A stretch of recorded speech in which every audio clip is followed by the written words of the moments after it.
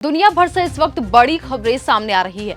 कहीं युद्ध और घातक हथियारों ने तनाव बढ़ा दिया है तो कहीं भूकंप और सांप्रदायिक हिंसा ने तबाही मचाई है। वहीं रूस, अमेरिका, सऊदी अरब, पाकिस्तान और कुवैत के बड़े फैसलों के बीच भारत की सुरक्षा और अर्थव्यवस्था पर भी खतरे की घंटी बजती हुई दिख रही है। आइए एक नजर डालते हैं दुनिया की 10 बड़ी अंतर्राष्ट्रीय खबरों पर। नमस्कार, मैं अनिकेता शर्मा, आप देख रहे हैं न्यूज गंगा। एक इमारत के आगे फेल हो गया स्टालिन का हथौड़ा। जी हाँ, सोवियत संघ की B4 तोप को दुनिया के सबसे खतरनाक हथियारों में गिना जाता था।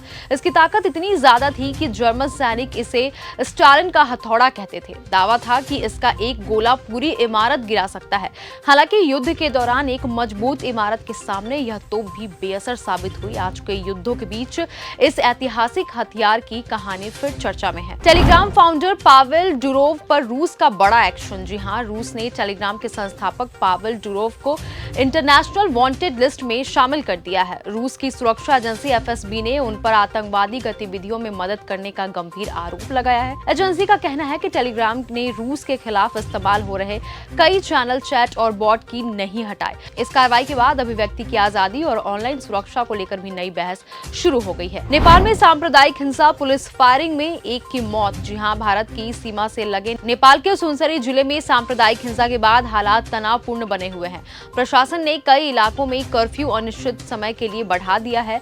हिंसा रोकने के दौरान पुलिस की गोली लगने से एक व्यक्ति की मौत भी हो गई है, जबकि कई लोग घायल हो गए हैं। नेपाल के प्रधानमंत्री बारिंदर शाह ने घटना पर दुख जताते हुए लोगों से शांति बनाए रखने और अफवाहों से बचने की अपील की है। जापान में 7.1 तीव्रता का भूकंप, 13 लोगों की मौत। जी हाँ, जापान में आए शक्तिशाली भूकंप ने भारी तबाही मचा दी है। 7.1 तीव्रता के भूकंप से एक शॉपिंग मॉल का बड़ा हिस्सा गिर गया है, जिसमें कई लोगों के दबे होने की आशंका भी है। हादसे में अब तक 13 लोगों की मौत की खबर सामने आई है। कई मकान गिर गए हैं, पुल क्षतिग्रस्त हुए हैं और फैक्ट्री की चिमनी भी टूट गई है। राहत और बचाव अभियान टीम लगातार जारी है। 16 साल के लड़के ने बचाई डूबते हुए बच्चे की जान। जी हाँ, अमेरिका के कैलिफोर्निया में 16 साल के लाइफ गार्ड फाइटर विलियम्स ने बहादुरी दिखाते हुए समुद्र में डूब रहे 10 साल के बच्चे की जान बचाई है।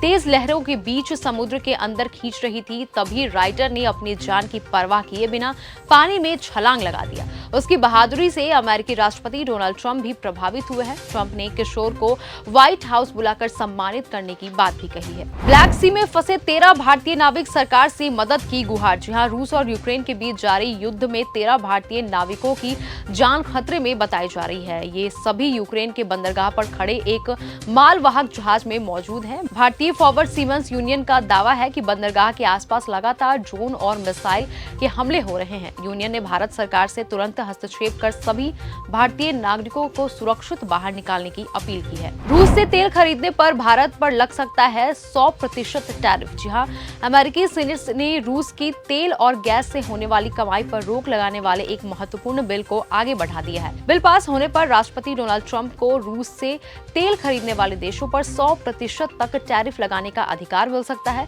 इसका असर भारत पर सीधा पड़ने पर भी आशंका है। सीनेट में मतदान के दौरान यूक्रेन के राष्ट्रपति भी वहां मौजूद थे। विदेशी ह्यूमनॉइड रोबोट पर अमेरिका ने लगाया प्रतिबंध। जी हां, अमेरिका की राष्ट्रपति सरकार ने विदेशों से आने वाले इंसानों जैसे ह्यूमनॉइड और 4 पैरों वाले रोबोट को आयात पर रोक लगाने की फैसला की है। वहीं सरकार ने इन रोबोट को राष्ट्रीय सुरक्षा के लिए संभावित खतरा माना है। अमेरिका को आशंका है कि विदेशी रोबोट का इस्तेमाल जासूसी, डेटा चोरी या हैकिंग के लिए किया जा सकता है। इस फैसले से सबसे ज्यादा असर चीन की रोबोट बनाने वाली कंपनियों पर पड़ सकता है। सऊदी अरब और अमेरिका ने इराक में किए हवाई हमले। जी हां, मध्य पूर्व में बढ़ते तनाव के बीच सऊदी अरब ने पहली बार अमेरिका के साथ मिलकर इराक में हवाई हमले किए हैं। सऊदी रक्षा मंत्रालय के अनुसार इन हमलों में ईरान समर्थित मिलिशिया समूहों के ठिकानों को निशाना बनाया गया। सऊदी अरब का आरोप है कि इन संगठनों का संबंध उसकी तेल सुविधाओं पर हुए हमलों से है। वहीं इस कार्रवाई से ईरान, इराक और खाड़ी देशों के बीच तनाव और भी ज्यादा बढ़ने की आशंका है। पाकिस्तान कुवैत रक्षा समझौते से भारत की बढ़ेगी चिंता। जहां पाकिस्तान और कुवैत ने 5 साल के व्यापक रक्षा सहयोग समझौते को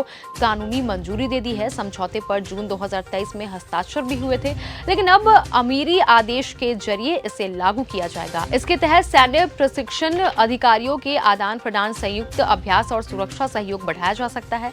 सऊदी अरब के बाद कुवैत से पाकिस्तान की बढ़ती रक्षा साझेदारी ने भारत के लिए नए रणनीतिक सवाल भी अब खड़े कर दिए हैं। तो ये थी देश दुनिया से जुड़ी 10 बड़ी अंतर्राष्ट्रीय खबरें। इनमें से आपको सबसे महत्वपूर्ण कौन सी लगी, हमें कमेंट सेक्शन में जरूर बताएं। तब तक के लिए धन्यवाद। अगर आपको ये हमारा वीडियो पसंद आया हो तो इसे लाइक और शेयर करना बिल्कुल न भूलें। साथ ही हमारे चैनल न्यूज गंगा को सब्सक्राइब और फॉलो जरूर करें ताकि देश और दुनिया की हर बड़ी खबर आप तक सबसे पहले पहुंचे।